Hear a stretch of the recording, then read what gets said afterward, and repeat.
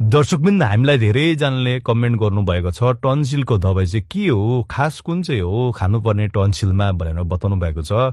तर आज हामी तपाईँलाई एकदमै जडी दबाई यो देखाइरहेका छौँ। यो जुन भिडियोको फ्रेममा देखिरहनु भएको छ यो घाँस हो एउटा अथवा झार हो।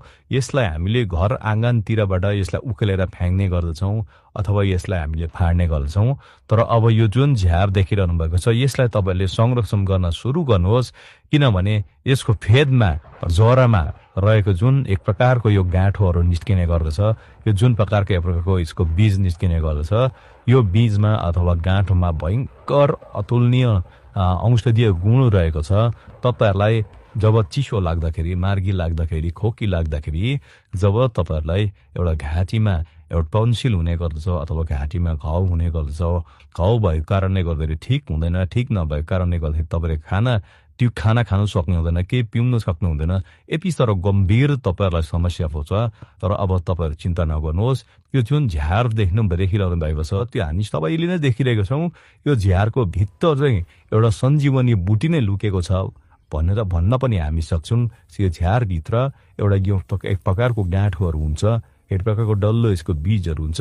यो बीजलाई तपाईँहरूले जब तपाईँहरूलाई टन्सिल हुन्छ अथवा घाँटी दुख्छ त्यति बेला तपाईँहरूले यो गाँठोलाई अथवा जुन बीज छ यसलाई तपाईँहरूले जुन वनस्पति छ अथवा झार छ यहाँबाट निकालेर तपाईँहरूले यसको सेवन गर्नुहोस्। यसलाई सेवन गर्दा कस्तो प्रकारले गर्नुपर्छ भन्दाखेरि यसलाई तपाईँहरूले मजाले सफा गरेर धोएर निकालेर यो गाँठो निकालेर यसलाई सफा गरेर तपाईँहरूले आरामले खान सक्नुहुनेछ। यसको स्वाद एक प्रकारको टरो हुन्छ, एक प्रकारको मिठो नै हुन्छ है, नमिठो हुँदैन।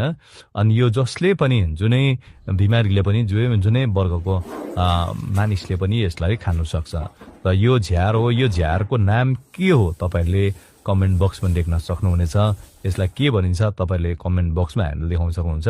साथै यो टन्सिलको एकदमै जडी, टन्सिल र घाँटीसँग सम्बन्धित एकदमै यो जडी दबाई हो। सँगसँगै यसले अरू बिमारहरूमा पनि यसले ठुलो भूमिका निभाउने गर्दछ। जस्तै यसले डायबिटिजको जो पेसेन्ट छ, डायबिटिजको पेसेन्टहरूले अब तपाईँहरूले कुनै दबाई खानुहुन्छ भने यो दबाई पनि खान सक्नुहुनेछ।